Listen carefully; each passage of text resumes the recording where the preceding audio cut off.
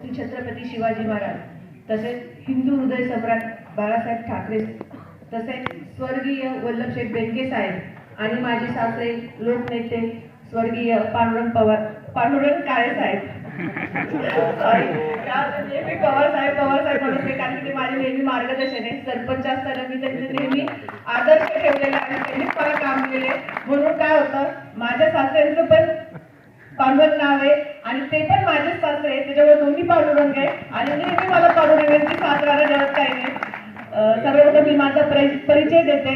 मी सौभाग्यवती कल्पना वैभव काळे, येणाऱ्या आगामी जिल्हा परिषद निवडणुकीसाठी बोरी खोडद गटातून अधिकृत उमेदवार आहे मी. आणि याचं खरंच श्रेय मी सर्वप्रथम आपले राज्याचे उपमुख्यमंत्री अजितदादा पवार साहेब असतील, तसेच शिरूर लोकसभेचे खासदार अमोलजी कोल्हे साहेब असतील आणि आपल्या तालुक्याचे सर्वात लाडके माजी आमदार अतुलदादा बेनके साहेब असतील, तसेच संजयजी काळे साहेब असतील, यांच्यामुळे आज या ठिकाणी मला एक युवा कार्यकर्ती म्हणून हे जे पद लाभले, खरंच आमच्या काळे परिवारासाठी आणि आमच्या साळवाडी गावासाठी आणि आपल्या इथे सर्व गटासाठी खरंच एक म्हणजे माझं खरंच भाग्य आहे दादा, की तुम्ही माझ्यावर जो विश्वास ठेवला त्या विश्वासाला मी कधीच तडा जाऊन देणार नाही.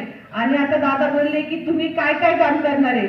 मी सरपंच असताना 5 वर्षात खूप काही कामं केलेली आहे आणि त्याचा अनुभव मला जवळून आहे. जे की ज्या सुविधा असतात, रस्ते असेल, वाहतूक व्यवस्थापन असेल, पाणी असेल, महिला बालकांचे आरोग्य असेल, तसेच युवकांचे रोजगार असतील किंवा मग आपले गटर लाईन असतील, बंदिस्त गटर लाईन असतील, या अनेक गोष्टी मी या गावामध्ये घडून आलेल्या आहे आणि खरं या गावासाठी खूप उपयुक्त आहे.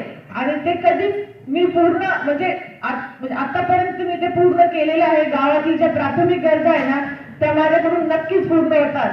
आणि मी अशी पण आहे की कधी कधी बीडीओ साहेबांना पण भांडून कामं करून घेते, यात काही शंका नाहीये. कारण की काम करत असताना सरपंचाला प्रत्येक गोष्टीला तोंड द्यावं लागतं आणि तुम्हाला तर माहितीये गावचा कारभार म्हणजे जेव्हा माणूस गाव समजेल तर बाकी सगळं समजू शकते. आणि मी खरंच बोरी खोडद गटासाठी अतिशय तळमळतेने मी हे काम नक्की समजू शकते, एवढी माझ्यात ताकद आहे. आणि खरं म्हणजे ही जर ताकद जेव्हा तुम्ही मला ज्येष्ठ असतील, जे महिला मंडळी असतील किंवा तरुण असतील, यांनी जर माझी सोबत दिली किंवा मार्गदर्शन केले मला, तर खरंच मी नक्कीच या गटामध्ये खूप चांगल्या पद्धतीने काम करू शकते, यात काही शंका नाही. आणि खरं बोलायचं गेलं तर 5 वर्ष मी सरपंच पदाचा कारभार स्वीकारला आहे आणि तो पूर्णपणे एक प्रामाणिकपणे ते काम केलेलं आहे. आणि बोलता बोलता आपला विशेष निघलाय. पवार साहेब, खरंच मी जेव्हा सरपंच झाल्यापासून पवार साहेबांनी मला खूप मदत केलेली आहे आणि मी ती कधीच विसरू शकत नाही आणि ते नेहमी आपल्या सोबतच असणार आहे, यात काही शंका नाहीये. त्याच्यामुळे दादा तुम्हाला एकच विनंती आहे की तुम्ही नक्कीच साहेबांना माझी एक कळकळीची वेळ सांगा, जशी ती तुमची सून आहे तशी मी पण त्यांची सून आहे आणि त्यांनी मला खरंच मार्गदर्शन करावे, जसे तुम्ही करणार ते करणार.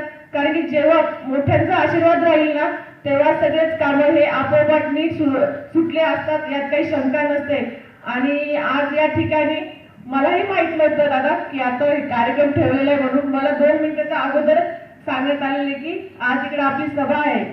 एक मी उमेदवार म्हणून तुमच्याकडे खरंच एक कळकळीची विनंती करते की मला तुम्ही घड्याळ चिन्हासमोरील बटन दाबून भरघोस मताने विनंती करा आणि विजय करा. आणि अधिकाराने तुमची लेक सून मुलगी म्हणून तुम्ही अधिकाराने मला कोणतेही काम सांगू शकता, दिवसा असू का रात्री असू, ते मी पूर्ण सक्षमपणे पूर्ण करेन, यात काही शाश्वती नाहीये. आणि येडगाव सारख्या अशा मोठ्या गावामध्ये काम करणं म्हणजे माझं खूप मोठं सौभाग्य आहे आणि ते मी पूर्णपणे करू शकते. आणि याचं सगळं श्रेय अतुलदादांना तर नक्कीच जाणार आहे, कारण की त्यांनी माझ्यावर खूप मोठा विश्वास ठेवलाय आणि खूप मोठी जबाबदारी दिली आहे आणि ती पूर्ण पार पडण्याची ही माझ्यामध्ये क्षमता मिळो, एवढीच मी इच्छा करते आणि थांबते. थँक्यू, धन्यवाद.